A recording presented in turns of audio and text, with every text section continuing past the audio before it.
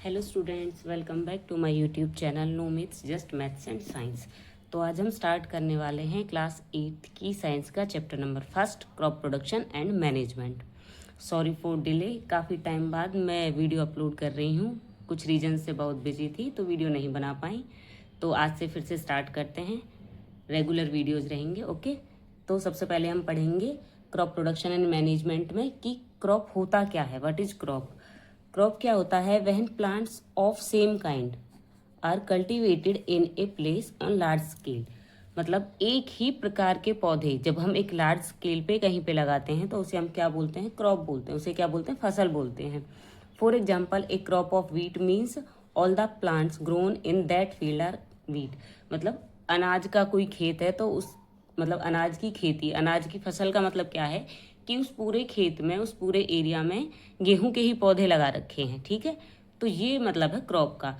एक पूरे एरिया में धान की खेती अगर की गई है तो वो धान के पौधे अगर लगाए गए हैं एक साथ तो वो धान की खेती है। तो क्रॉप का मतलब क्या है? When plants of same kind are grown at a place on large scale. ठीक है, एक लार्ज स्केल पे, एक बड़े पैमाने पर जब हम कोई भी एक तरह के प्लांट्स उगाते हैं तो उसे हम क्या बोलते हैं? क्रॉप बोलते हैं। ठीक है, तो इंडिया में जो क्रॉप्स हैं बेसिकली उन्हें टू टाइप्स में क्लासिफाइड करते हैं, टू कैटेगरी में डिवाइड करते हैं। ठीक है, तो टू मेन कैटेगरीज हैं, वो कौन कौन सी हैं? Kharif crop and rabi crops. Kharif crops और रबी क्रॉप्स। तो खरीफ क्रॉप्स क्या होती हैं? Crops sown in the rainy season. तो जो फसलें हम रेनी सीजन में उगाते हैं उन्हें हम क्या बोलते हैं? खरीफ की फसलें। ठीक है, जैसे जून से सितंबर तक जो फसलें उगाई जाती हैं, जून से सितंबर तक, जैसे पैडी हो गया, मेज, सोयाबीन, ग्राउंडनट, कॉटन, ये सब क्या है? खरीफ की फसलें हैं। तो क्वेश्चन यहाँ से ऐसे ही एक नंबर में ये भी बन जाता है कि खरीफ की फसलें किस सीजन में बोई जाती हैं। आपको स्पेसिफिक टाइम याद होना चाहिए। जून से सितंबर भी ऑप्शन में हो सकता है और जुलाई टू सितंबर भी हो सकता है। उसके अलावा मैच द फॉलोइंग में आ सकती हैं कि कौन सी फसलें रबी की हैं, कौन सी खरीफ की हैं। तो आपको फसलें भी याद होनी चाहिए कि खरीफ की फसलें हैं कौन कौन सी। ठीक है, तो उसके बाद आता है रबी क्रॉप्स, मतलब रबी की फसलें। तो रबी क्रॉप्स क्या होता है? Crops sown in winter season, जो सर्दियों के मौसम में बोई जाती हैं उन्हें बोलते हैं हम रबी की क्रॉप्स। अक्टूबर से मार्च तक, अक्टूबर टू मार्च। ठीक है, तो इसमें क्या होता है? वीट, ग्राम, पी, मस्टर्ड, लिनसीड्स, तो ये सब क्या है? रबी की क्रॉप्स हैं। ठीक है, तो अब आपको क्या पता चला अभी तक कि क्रॉप क्या होता है और कितने टाइप की क्रॉप्स होती हैं। ठीक है, तो ये आपको याद रखना है। उसके बाद है basic practices of crop production. मतलब क्रॉप प्रोडक्शन करते वक्त कौन कौन सी प्रैक्टिसेज, मतलब कौन कौन सी चीज़ें होती हैं, कैसे कोई भी फार्मर क्रॉप प्रोडक्ट करता है। तो एक अच्छी मात्रा में कोई भी फसल उगाने के लिए फार्मर एक सीरीज फॉलो करता है। ठीक है, एक 7 सीक्वेंस सीरीज फॉलो करता है क्रॉप को उगाने के लिए। तो इसका फर्स्ट स्टेप क्या होता है? प्रिपरेशन ऑफ सॉइल, मतलब मिट्टी को तैयार करना। This is the most crucial first step, मतलब ये सबसे पहला स्टेप है और सबसे इम्पोर्टेंट भी है। अगर मिट्टी अच्छी होगी तो फसल भी अच्छे से उगेगी, यील्ड भी ज़्यादा होगी, मतलब ज़्यादा अमाउंट में फसल उगेगी। तो it involves tiling and ploughing, यानी कि turning and loosening of the soil. तो ये इसमें क्या इन्वॉल्व होता है कि जो मिट्टी है उसको लूज करना, ये इसमें रहता है। टर्न करना मतलब पलटना उस मिट्टी को, ये इसका पार्ट है। इसे लूज किया क्यों जाता है और इसमें मतलब होता क्या है? तो वाई लूज सॉइल हेल्प्स, मतलब जो लूज सॉइल है वो फसल उगाने में क्या हेल्प करती है? तो it allows the roots to breathe easily. तो ये क्या करती है? अगर सॉइल लूज है तो वो जो रूट्स हैं फसल की उन्हें इजीली ब्रीथ करने में हेल्प करती है, जिससे they go deep and help beneficial microbes and earthworm grow which add humus to the soil. तो क्या करती है ये? बेनिफिशियल जो माइक्रोब्स होते हैं, अर्थवॉर्म्स होते हैं, उन्हें ग्रो करने में हेल्प हो जाती है। उससे जो क्या करते हैं, जो सॉइल है उसमें ह्यूमस ऐड करते हैं, मतलब नमी ऐड करते हैं। ठीक है, तो ये जरूरी होती है सॉइल की लूजनिंग, मतलब सॉइल प्रिपेयर करना किस लिए जरूरी है। ठीक है, अब टूल्स कौन कौन से यूज होते हैं प्रिपेयर करने के लिए सॉइल को?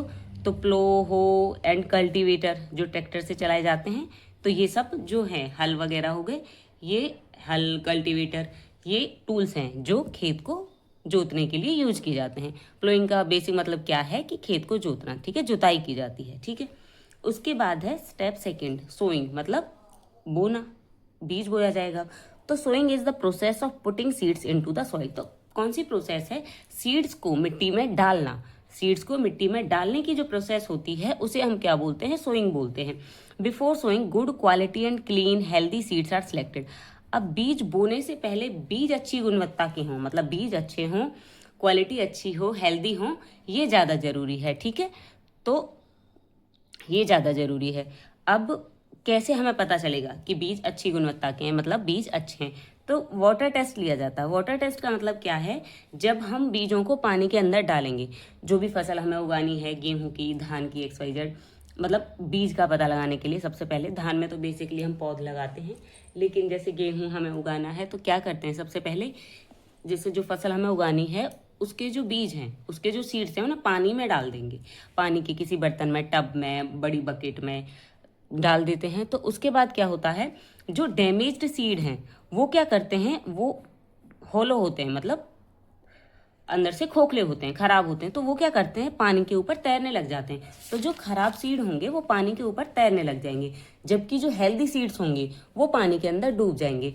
तो उस हिसाब से हम क्या करते हैं कि जो खराब सीड्स हैं उन्हें हटा देते हैं ऊपर से, और जो अच्छे सीड्स हैं उन्हें रख लेते हैं बोने के लिए। ठीक है, इसके बाद टूल्स कौन कौन से यूज होते हैं बुवाई के लिए? ठीक है, तो ट्रेडिशनल फनल शेप्ड जो टूल होता है, ठीक है, या फिर जो मॉडर्न सीड ड्रिल्स हैं, ये यूज होते हैं किसके लिए? बुवाई के लिए। ये सब टूल्स हैं। ठीक है, seed drills ensure seeds are, जो सीड ड्रिल है जो मॉडर्न है फिलहाल, मतलब मॉडर्न टेक्नोलॉजी जो है, तो ये क्या इंश्योर करती है कि जो सीड्स हैं वो एक इक्वल डिस्टेंस पे बोए जाएं। ठीक है, और प्रॉपर डेप्थ हो, जिस डेप्थ में सीड को डालना है उतनी डेप्थ हो। ठीक है, तो जिससे क्या हो कि बर्ड से इन्हें प्रोटेक्ट किया सके। अगर जो सीड्स हैं वो प्रॉपर डेप्थ में नहीं जाएंगे, ऊपर ही रह जाएंगे, तो जो पक्षी हैं वो उन्हें लेके चले जाएंगे। ठीक है, वो खा लेंगे उन्हें, तो फिर फसल कैसे होगी? तो इसलिए जो हमारी मॉडर्न सीड ड्रिल्स होती हैं ये क्या करती हैं, एक तो डिस्टेंस स्पेसिफिक इक्वल रखती हैं, इक्वल इंटरवल पे बीज डालती हैं ये, और डेप्थ भी, एक प्रॉपर डेप्थ भी रखती हैं। ठीक है, उसके बाद है step third, adding manure and fertilisers. तो फिर क्या करते हैं, अब हमने मिट्टी तैयार कर दी, अब फसल बो दिया है, बीज डाल दिया है, तो अब उसमें हम क्या डालेंगे, जो मैन्योर है मतलब खाद, और जो फर्टिलाइजर्स हैं वो डालेंगे। तो plants absorb nutrients from the soil making it poor over the time. अगर हम मिट्टी में काफ़ी टाइम तक कोई फसल उगाते जा रहे हैं, पेड़ उगाते जा रहे हैं, तो उसके जो न्यूट्रिएंट्स हैं वो खत्म हो जाते हैं, एब्जॉर्ब कर लेते हैं प्लांट्स। तो जिससे वो क्या होती है, मिट्टी खराब होने लगती है, मतलब फिर अच्छी फसल उगाने के लायक नहीं रहती। तो उसे रिप्लेनिश करने के लिए, इन न्यूट्रिएंट्स को उसमें वापस लाने के लिए जो फार्मर्स हैं वो उसमें मैन्योर और फर्टिलाइजर्स डालते हैं। ठीक है, तो अब मैन्योर और फर्टिलाइजर में डिफरेंस क्या है, ठीक है, ये देखेंगे कि what is the main difference between manure and fertilisers. ठीक है, तो यूज तो क्या हो गया कि जो न्यूट्रिएंट्स हैं उन्हें वापस लाने के लिए मैन्योर या फर्टिलाइजर्स डाले जाते हैं। अब मैन्योर क्या होता है, एन ऑर्गेनिक सब्सटेंस, एक organic substance obtained from the decomposition of plants और एनिमल वेस्ट। तो जो प्लांट्स का और एनिमल वेस्ट है, प्लांट्स का वेस्ट, एनिमल का जो वेस्ट है, मतलब प्लांट्स की पत्तियाँ, तने, ये सब, मतलब टूटे हुए तने वगैरह हैं, एनिमल्स वेस्ट जो है, तो इन सब को डिकम्पोज करके जो हम बनाते हैं ऑर्गेनिक सब्सटेंस, उसे हम क्या बोलते हैं, मैन्योर बोलते हैं। तो मैन्योर करता क्या है, ये जो सॉइल है, मिट्टी है, उसके टेक्सचर को इम्प्रूव करता है, और उसकी जो वाटर रिटेनिंग कैपेसिटी है, मतलब वाटर को होल्ड करने की जो कैपेसिटी है, उसे भी इम्प्रूव करता है। ठीक है, मैन्योर का फंक्शन क्या हो गया कि भाई जो सॉइल की टेक्सचर है उसे इम्प्रूव करेगा, और उसकी वाटर रिटेनिंग जो कैपेसिटी है उसे भी इम्प्रूव करेगा। ठीक है, उसके बाद है फर्टिलाइजर्स। फर्टिलाइजर्स क्या होते हैं, ये केमिकल सब्सटेंस होते हैं। मेन डिफरेंस है वो ऑर्गेनिक सब्सटेंस है, नेचुरली बनाया जा रहा है, लेकिन फर्टिलाइजर्स क्या है, केमिकल सब्सटेंस है। ठीक है, तो ये क्या है, chemical substance rich in specific nutrients. ये रिच होते हैं किसी स्पेसिफिक न्यूट्रिएंट्स में, मतलब एक स्पेसिफिक फर्टिलाइजर्स में एक स्पेसिफिक न्यूट्रिएंट्स ज़्यादा अमाउंट में होता है। ठीक है, तो जैसे नाइट्रोजन, फॉस्फोरस, पोटासियम, तो इन सब को ये सब हमें न्यूट्रिएंट्स चाहिए होते हैं, तो इनके लिए हम फर्टिलाइजर्स तैयार करते हैं।